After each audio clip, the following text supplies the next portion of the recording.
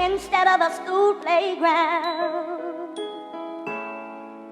A tear instead of a beaming smile. Focused on the grind, never kick back. I ain't holding shit back. This 40 still poking where my rib at. Little homie moms never can where her kids at. This bodega corner store where she get a fix at. Yo, what's good, y'all? Cortez, the bodega is open. Listen, man, another rumor, a lot more gossip, a lot more tea going on in the culture. And of course, it's spiraling again from Smack's recent comments about the money drying up in battle rap. Now, this blog is really in a response to Joe Budden's reaction to it. You know, if people don't know who Joe Budden is, you're lost and you don't need to be watching this blog. But for the people that do know Joe, you know, as long as he's been around being a successful rapper or just being in the industry, period, he's always supported battle rap. He's big supporter when it comes to lyricism, you know, real hip hop, you know, he's musically inclined, you know, and right now, currently, he's one of the top podcasters in the world, not just in music, but just in the world. So, you know, I think people are mistaking Joe's comments and they're reacting to it in a certain way where they might feel like he's playing us or disrespecting us. Now, in my recent blog, I said people from the outside looking in look at this shit as corny. They look at it as lame. And we're the only ones to blame because the energy that we keep putting out is not consistent with the product. If you're doing weird stuff and corny stuff and then you're trying to rap about how you're so official and so real, there's a disconnect because, you know, how you behave in one way and how you rap in the other is not entertaining.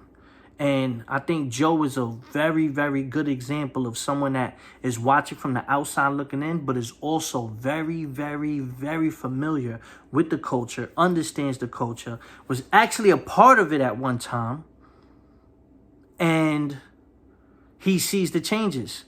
And if he sees the changes, I think the real thing that we got to take from that is the fact that if he sees those changes and he has those sentiments towards battle rap, think about what the masses are thinking about battle rap.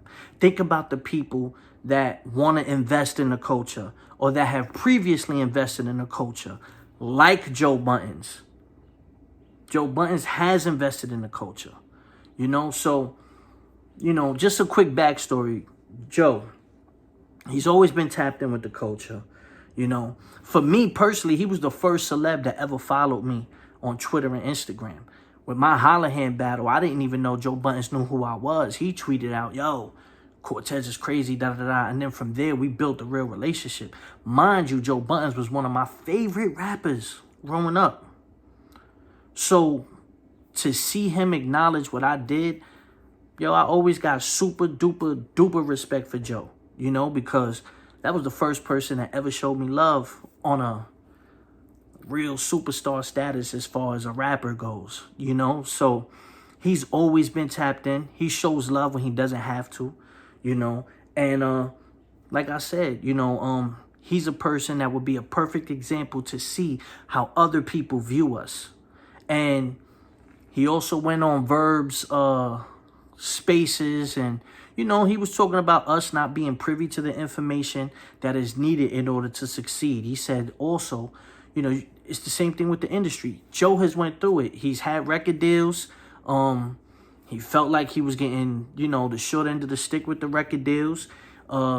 He was trying to figure out certain ways how to become successful. Even though he was one of the illest and dopest rappers, his money did not add up to his notoriety and his fame. And I think a lot of battle rappers, even including myself, we feel like the talent and the notoriety is not adding up to the dollar signs. And after a while, you get tired of that. You're like, yo, bro, yeah, I could rap my heart out. But where's the bread? I got a family to feed. We all got families to feed. So there's a lot of frustration within the culture.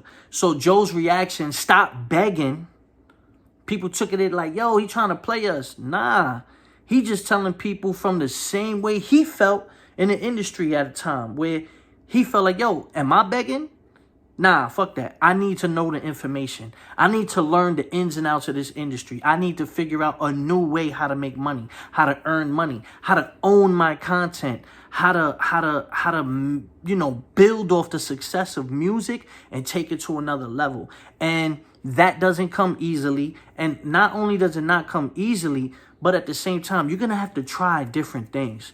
You're going to have to throw the dart at the wall a couple of times until you see what sticks, and I think his reaction to it was just basically out of frustration, like, yo, us minorities, blacks, Latinos, like, we always looking for a handout. We always, want people to do us a favor. Nobody owes us no favor. Smack doesn't owe us no favor. There's a difference between friendship and business. And a lot of us get confused with that, especially with URL, especially with RBE, especially with King of the Dot, because we known these people for so long. We sit there and expect them to look out for us. And in all reality, they don't have to. It's been business all along. So once we get out of our feelings and we get out of the mode of just, oh, I'm trying to be the best rapper. Instead, let's be the best brands. Let's be the best businessmen that we can be in the rapping industry, in the hip hop industry. Then we'll be able to see some change. Then we'll be able to see more unity, more business decisions, more business-minded individuals becoming more successful, where we can open doors for more people. But it's very limited. And honestly, it's always been that way, whether it's battle rap, whether it's rappers, whether it's R&B singers, whether it's DJs, whether it's promoters, producers. There's always a small niche of people that get it. And then a lot of other people, they're super talented, but they don't know where to go after the talent is recognized. They don't know how to expand on it and get to the next level. So this is nothing new. And now battle rappers are going through it. And we have to sit back, watch the game, learn. All right, not just expect handouts, but learn and try to find new avenues and new ways to expand as a brand, not as a rapper, not as a battle rapper, but as a brand. And I think when we start figuring that out, things will move in the right direction. You think about it. Joe had his career. He didn't like where it was going. I think I was actually on Joe's last tour. The tour where he was dissing Eminem. I guess it was like Rage Against the Machine tour. I did a couple shows and opened up for him down in Texas, maybe like 5-6 shows with my guys. Shout out to the High Rollers. So, I seen Joe at the last stages of his music career. I was around him. I was with him. He didn't just figure out podcasting. He tried loving hip hop. He got some notoriety, whether it was good or bad press. He stayed in the headlines. He did Total Slaughter for battle rappers. He even, dipped and dived with our culture, battled Hollow. He did all these things before he figured out podcasting was the way to go for him. He wasn't scared to try new things. He wasn't scared to experiment. He did the show on Complex. Everyday Struggle. He did certain things to get to where he's at now. And you have to honestly respect someone that's gone through the ranks, failed, tried again, finally found success and ran with it. And he's been giving game for years, not just us, but to other people. Yo, you need to learn the information. You need to be privy to the information. You need to be privy to your worth, what your value is, and he's done that. He's helped a lot of people behind the scenes. He's not a person that is just going to, ignore your text or ignore your phone call. Like I've texted him plenty of times, just random stuff. He'll respond. It's always love when I see him. So I didn't take it as it coming from a place of hate or like he was trying to play us. I took it as a person that actually went through these same things as us. And he's telling us out of frustration, yo, wake up, get to it now. Ain't nobody gonna feed your family but you. Nobody's on the timetable. Your checks are not on the timetable. There's a lot of money out here. There's a lot of opportunity out here. And he doesn't want to see people wasting it. And he likes battle rappers. Whether he's saying the new wave or you know, the people from my class, and whoever he likes or whatever. He said this in the Verb thing. He said it's not even about the talent at this point. It's about the fact that you could be trash, you could be a good rapper, but someone needs to figure out new ways to create new revenue and new streams of revenue. And he said that has nothing to do with talent. That has something to do with the business side of it. You could be the wackest battle rapper in the world, but if you figure out ways to make money, everyone's going to follow that blueprint. And he's right. I don't think he's wrong for that, you know? Another thing, he said it, like, people just expect too much, and they're doing very little. Just because you rap, you could find 1 million rappers out there. That doesn't make you different. That doesn't make you unique. There's always going to be rappers. There's always going to be dope rappers, dope MCs, dope battle rappers. And if you think you're the only one, you're sadly mistaken. And there's always going to be new faces that are going to rotate in this culture. And you know, all you have to do is take your opportunity, take your chances with it, and jump on those opportunities and try to do what you got to do. We see what Math is doing. You see what Hollow had did with the clothing originally. You see Geechee with his own league. You see John with his own league. You see how me and Surf do with the music. You see all types of ways people are doing things. DNA, he jumps on a power thing. He's working now with films and incorporating, you know, writing music for the show. You know, Roan is into the podcasting and a whole different media space. Everybody can find a niche. Everybody just has to be dedicated to finding their niche as much as they are dedicated to rapping.